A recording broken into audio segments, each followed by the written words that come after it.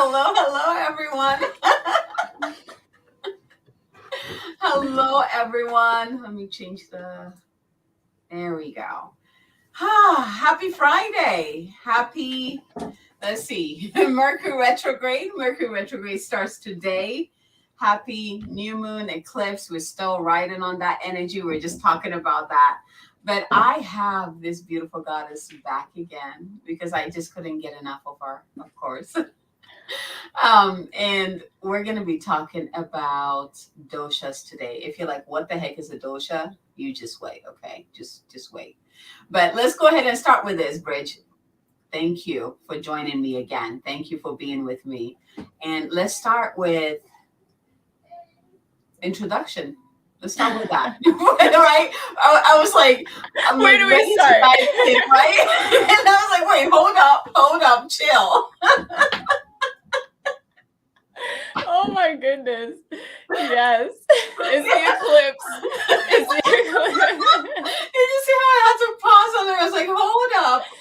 You got eclipsed.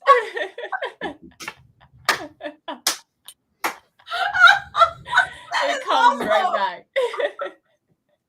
Oh man, okay, yeah. So because there might be people who just tuning in for the first time, but go ahead and tell us a little bit about who you are, what lights you up. So who am I? I am Bridgette. What lights me up is, God, so many things light me up. Ayurveda, obviously, because that's what I do for a living. I'm an Ayurvedic practitioner. So I help people like one-on-one. I also have different courses that I run, like a food as medicine course, and that's more of like a group format. And then I also do one-on-one work, always more transformonial. Transformonial. I love it. Transformational. One-on-one, because then we get to know what your dosha is, and that's what we're going to be talking about today is doshas, because like, what is that word? It's thrown around a lot in Ayurveda. There's different quizzes you can take online. We talked about that last time, and I'm about to take my quiz off my website, honestly, because I don't like the concept of self-diagnosing, and that's essentially what we're doing when we're looking at the different doshas. And it takes there's much deeper than just a 10-question quiz to find out what your dosha is. And yeah, so that's one of the things that light me up. But there's so many things: travel, laughter, hanging out with you. Every time I see her, like her hair. Like, seriously, look at that gorgeous mane. Whew. I am a Leo. Exactly. The mane, like it just on point. I love it. And it also reminds me of, it always ties back to the work that you do, nutrition, balancing your body. And I think I watched a couple of your reels where you talked about hair loss and, what is behind that and how to nourish your body. And it just, there's so much that you can diagnose from just the hair, and of course the eyes, but it just always reminds me, I'm like, yeah, she got it. So let's go ahead and dive into it. I remember, I discovered my dosha the first time was through a quiz like that. And I was like, what the heck is this? And then when I got into Chinese medicine school and I met some of the practitioners, then I started to actually understand what the heck, and that's how I was able to find out that I'm like what do you call, like I had kapha pitta, and so it wasn't just kapha anymore, but my body, if you look at it, it looks like a kapha, but the pitta also made a lot of sense too. So I went from just like another, it's another type that, I'm a kapha, like I'm a Virgo, kind of thing too.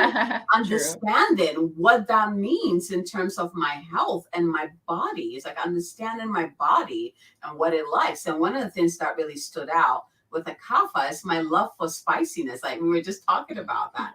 I love that. And I remember telling you that you're like, yeah, because it moves you. It gets you moving. So let's talk about it. What is a dosha? What are the doshas? Yeah, that's a good place to start, is like, what does that word even mean?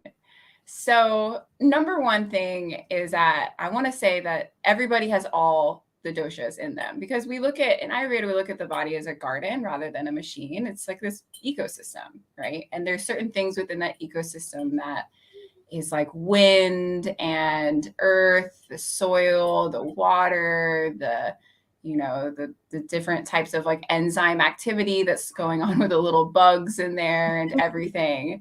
And so we need all of those. Those are essentially what the doshas govern.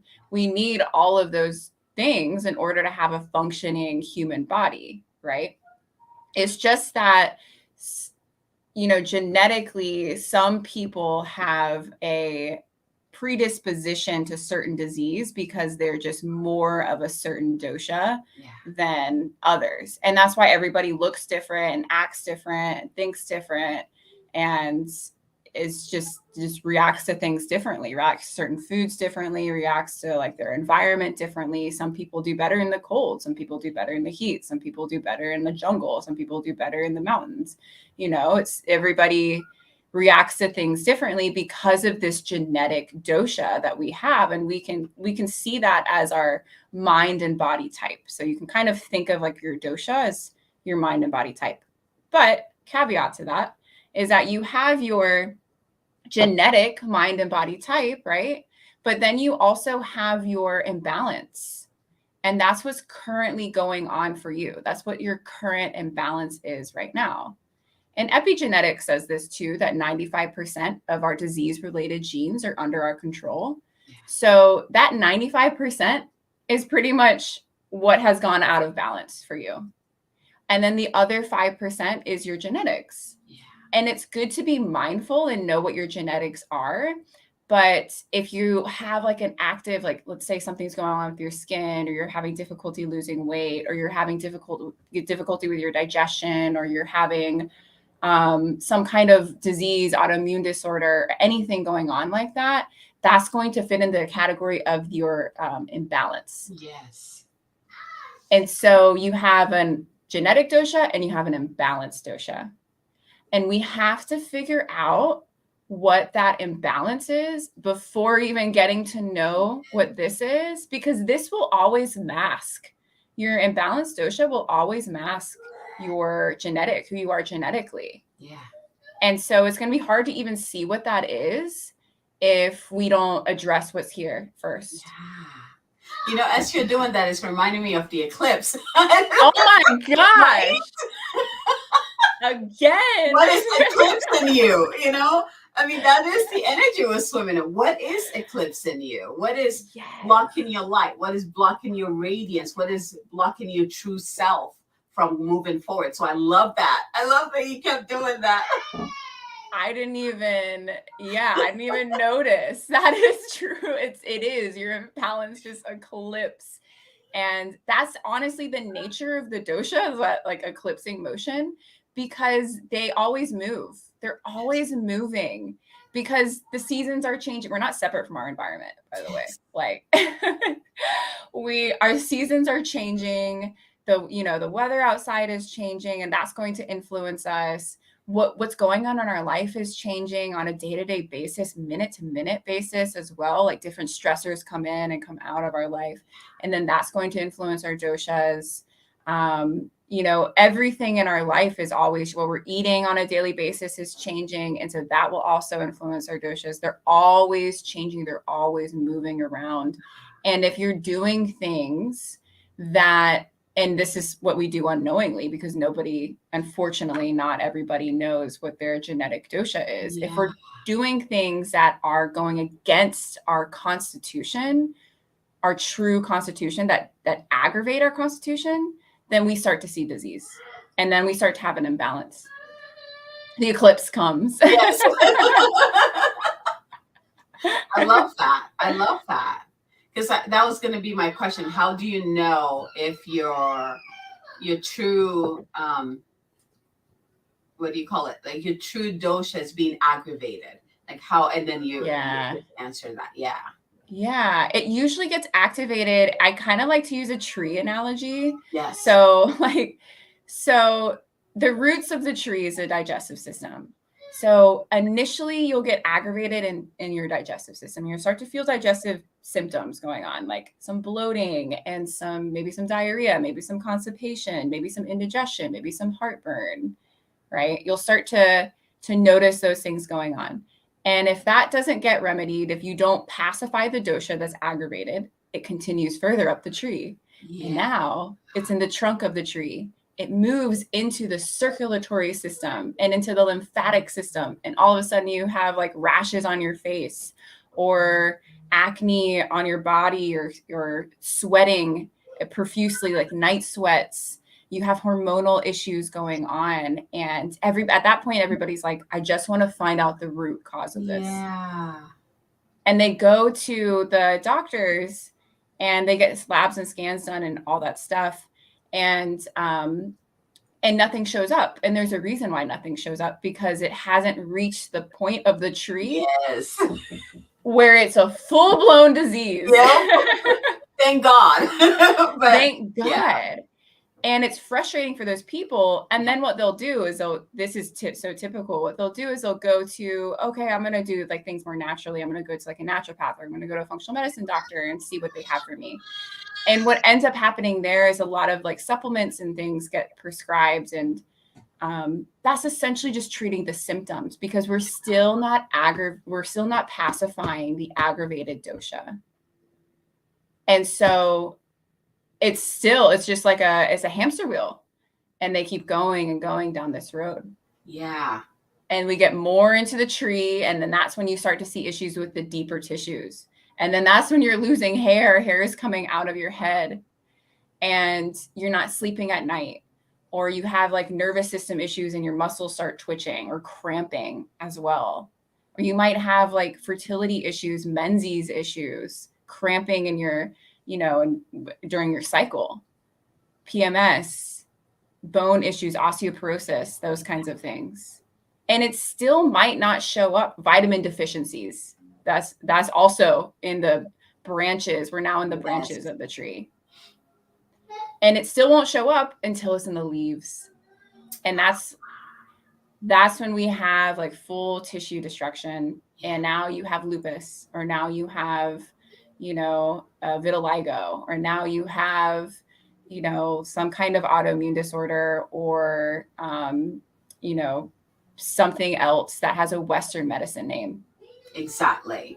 Yeah. I love that analogy, because in a way, like, as following you climb the tree, if we are aware of our bodies and our natural state of being, what feels good to us, then we can, like, I feel like we can like sense when that beginning imbalance happens, and kind of start working on, maybe when it gets to a little bit up the roots, we're like, oh, okay, there's something here, and then we can seek help to kind of get it immediately. But in this day and age, just so much go, hustle energy, that so many people just kind of ignore until it's like at the very top. And then they try to seek help. But even that, like you were just saying, when they go to get the test and all of that, it's still not showing. And they still ignore it until it just gets to that leaf point. I love that analogy right there. Yeah. I love trees. So I was like, yes. I feel like trees are our greatest teachers. Nature is our greatest teacher. Yeah. And we're not separate from it either. We're not separate from nature. That's why, like, a big aggravation of mine and other people who are into Ayurveda is like taking active ingredients out of herbs. And like, like curcumin, for example, taking that out of turmeric and putting into a pill and then calling that holistic and calling that natural and calling that healing. No, we're not separate. Then if you were to take a bone out of me, would it be human? You know what I'm saying? I see what you're saying. Yes, there's other things that you need in the whole herb. There's other things that you need in the whole plant, and Mother Nature gives us these gifts. Yes. And we, as humans, like to control things and like to, put our own spin on it. But we could just keep it really, really simple and just use what Mother Nature has given us, especially since it's part of our bodies. You You know, can't take me to Mars and expect me to breathe. that's true. I'm part of Earth.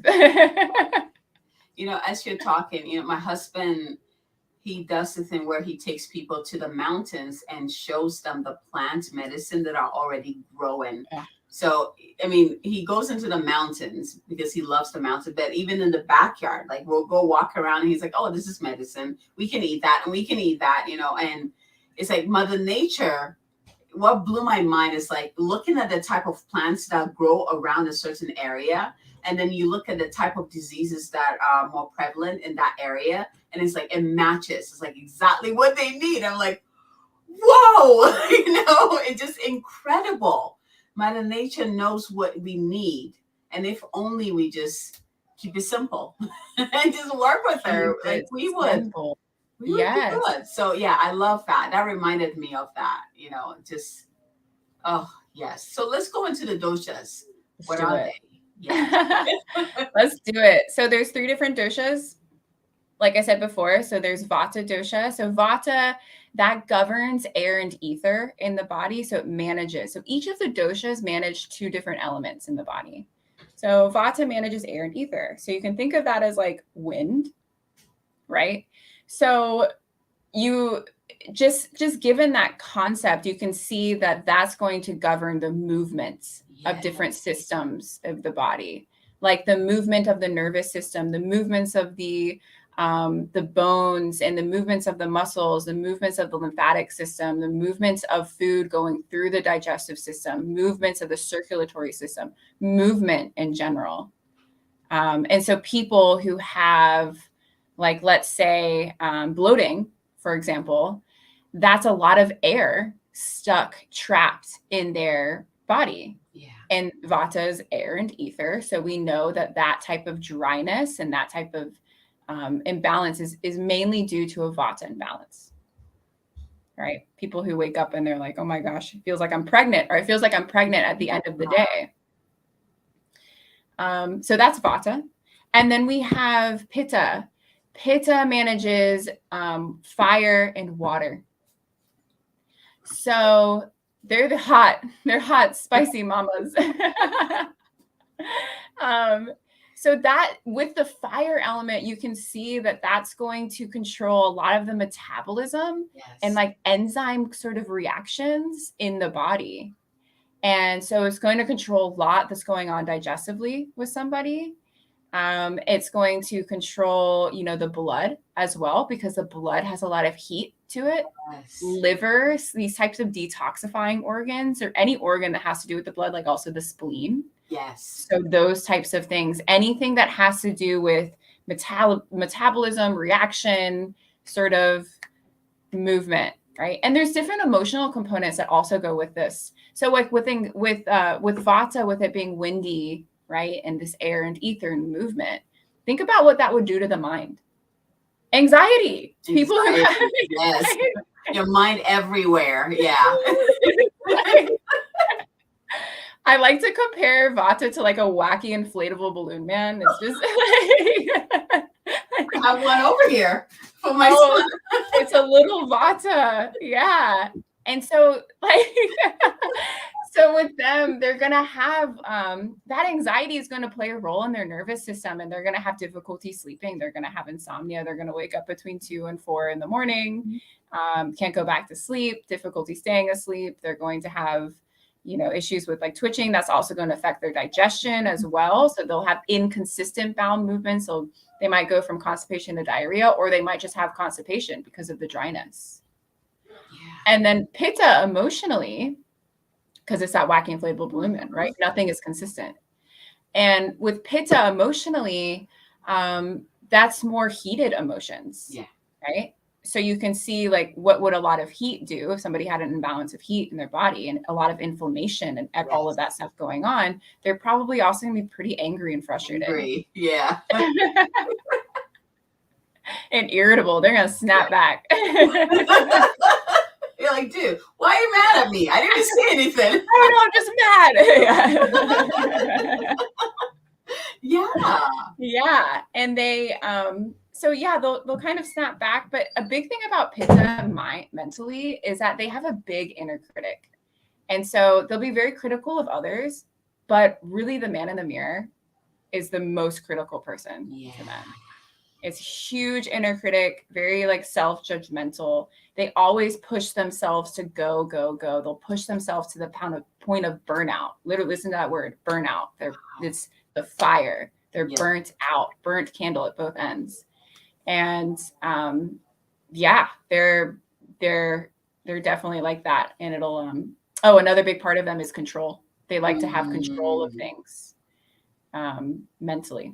So Vata has a lot of fear and anxiety and stuff, and worry, and Pitta is going to have more like control, inner critic, judgment, critical, anger, those types of things going on. And that'll translate into their body too.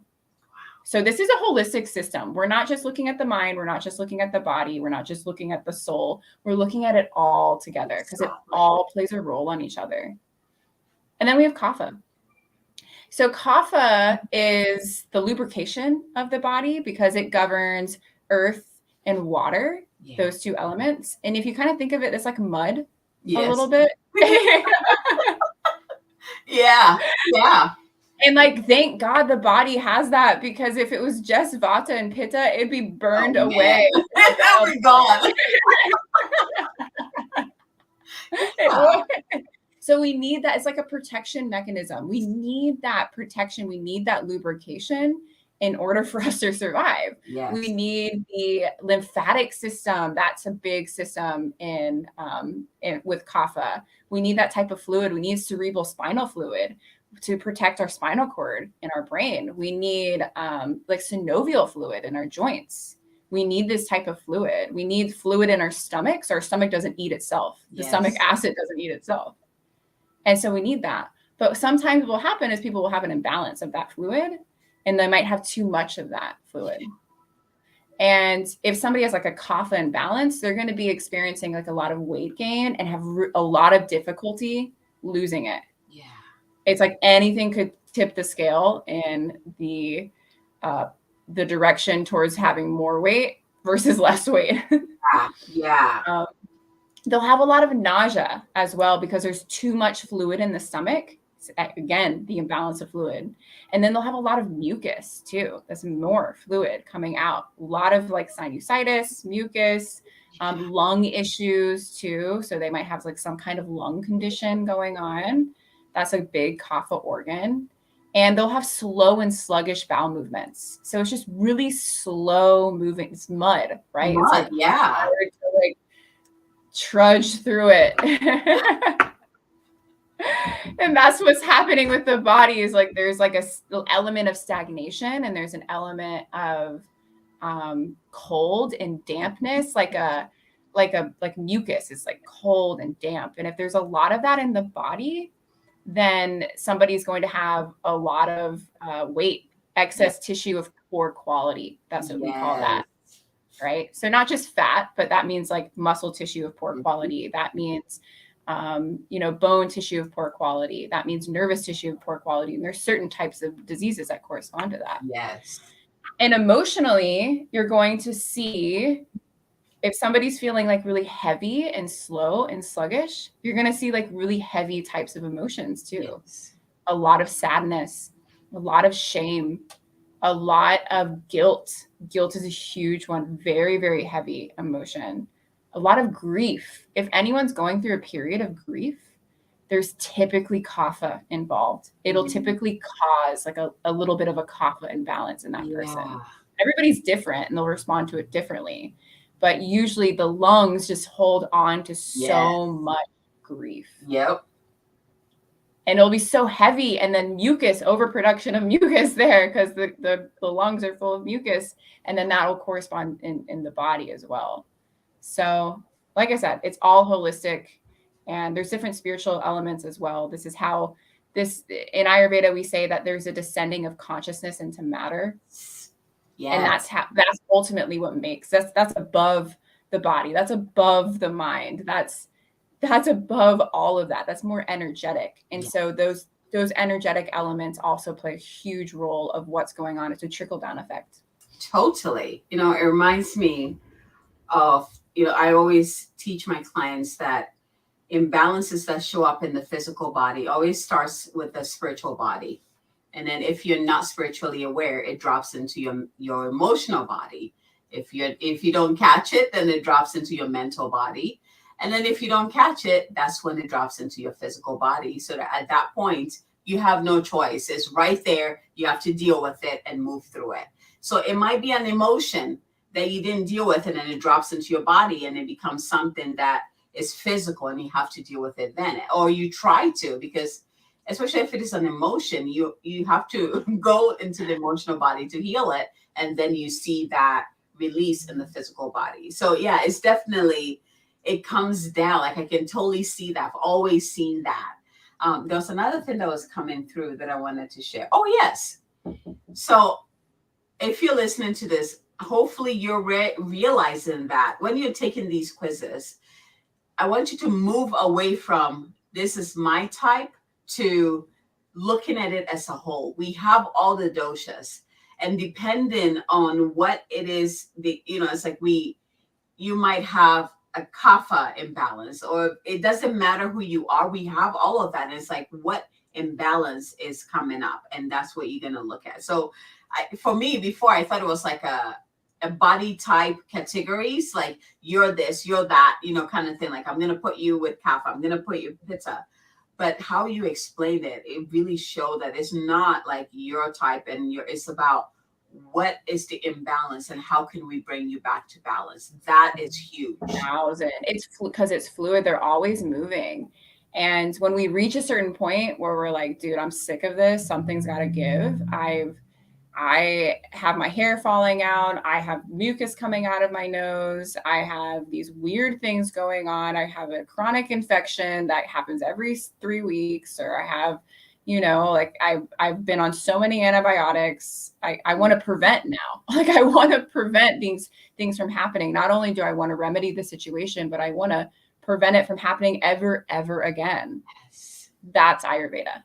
Yeah, that's Ayurveda, because you have to know what your genetic dosha is to prevent it, and you have to know what your balance is to get yourself back into balance. I love that. And that brings me to the next point, that why it's important to work with a practitioner instead of, taking the quiz and be like, oh, I'm kapha, and then trying to go do stuff like that. It's like by yourself and not understanding what the imbalance is, what it means, and how you can what is your natural state of being and how you can get back to that. It's a whole thing to it. And working with a practitioner, so important. Yeah. Truth.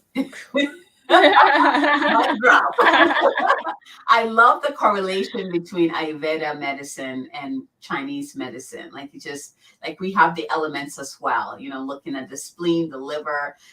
One of the jokes is like, the liver people, like my husband is a liver person, and it's like that, the livery, they get agitated easily, they can't sleep, that whole thing. And, we get to see, the types of people, but also, oh, okay, if you're a liver person, you might be prone to this, and this is how we can balance you. We need to bring in the kidneys, or we need to bring in the heart, or, the other components that come through.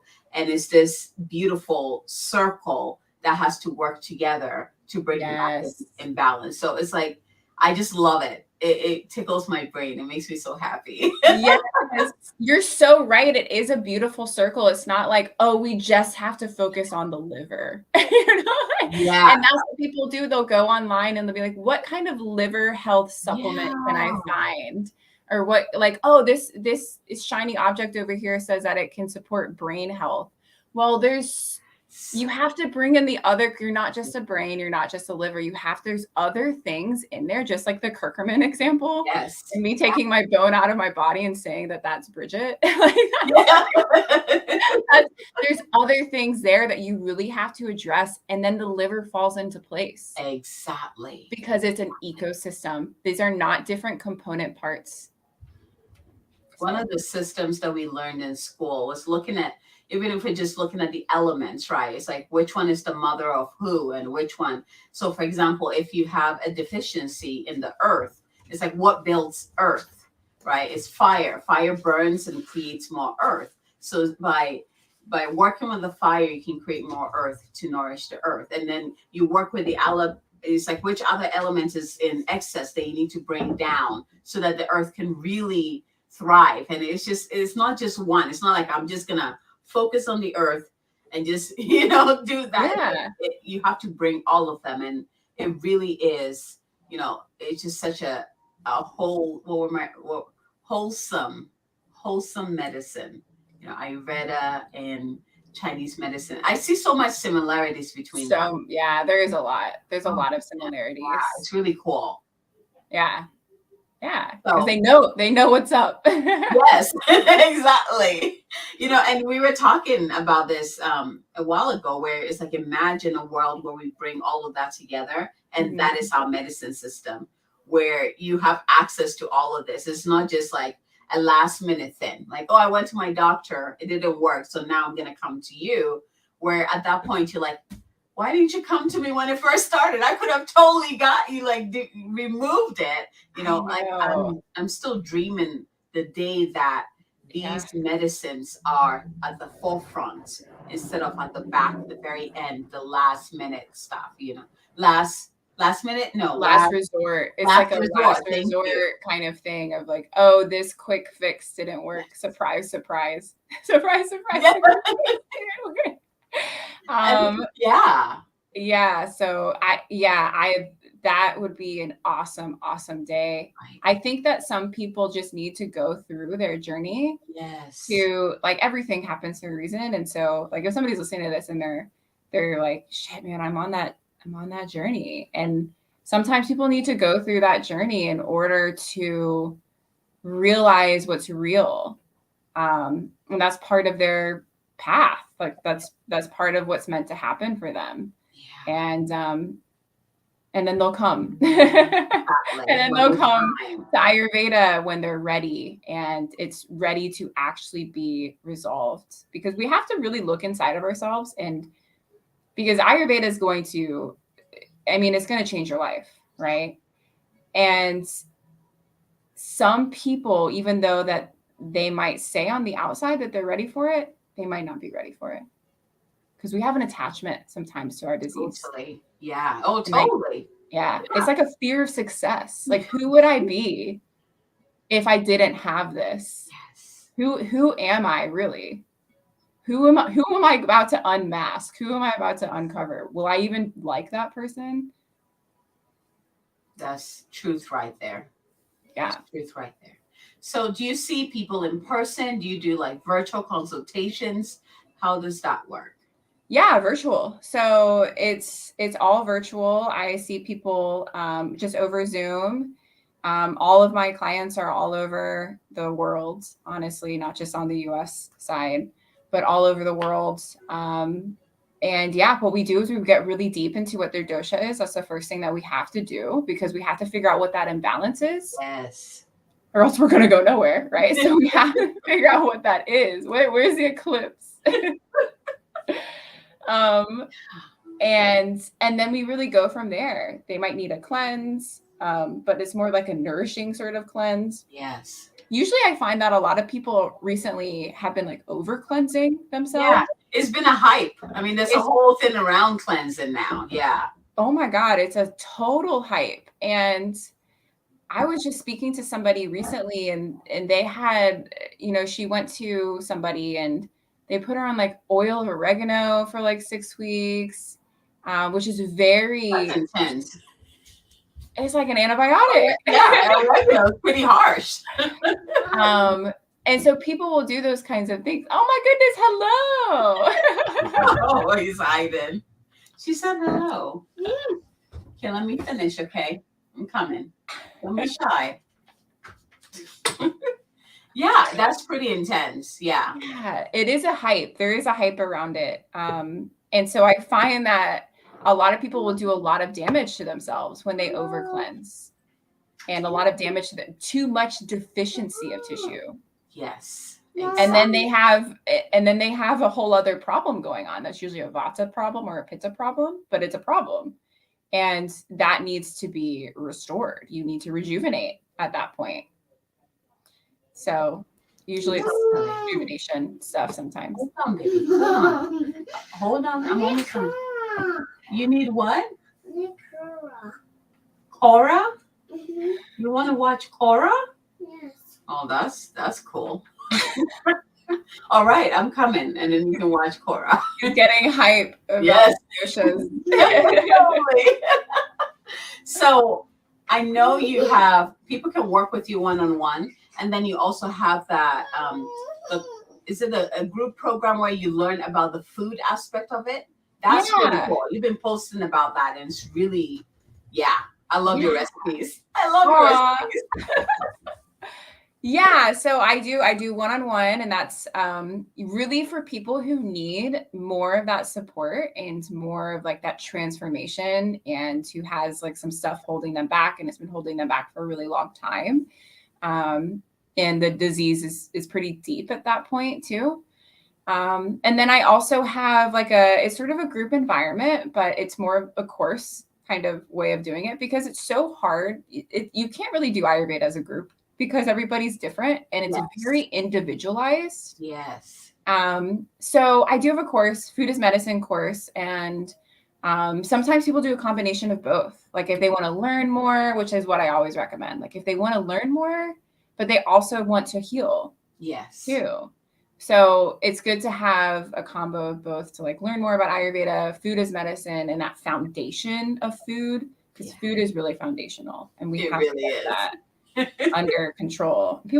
Some people don't know how to cook. We have to learn how to cook. Truth. I'm telling you. Sometimes that's like the main problem is like, I just don't know how to cook. All right, well, we gotta learn that. We gotta learn how to cook. And Some of your recipes are so simple. Oh yeah, they don't have to be complicated. You don't have to be a chef. You No. know, like it can be very easy. Yeah. Yeah, it should be very simple ingredients, easy to digest food, and things that you can pronounce. And yeah, it shouldn't be something overly complicated, or else it'll be overly complicated going down as well. And yeah, you don't want that. So beautiful.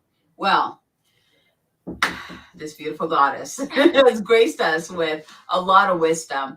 If you are interested in learning more about your own natural state, your own natural state of balance, I think it's below or above, but her link is there where you can schedule a discovery call with her and just talk to her, chat with her, and then see what that next step is for you in returning back to balance. Like we have these ancient medicines that are there for you. And, you know, it's practitioners like this who come up and get it. They actually get it, and they help you also get it as well. It's not just about going and just getting a prescription and leaving it. Like, I have no idea what this is doing for my body or why I'm taking this. Is about learning about your body. There is wisdom, deep wisdom to that.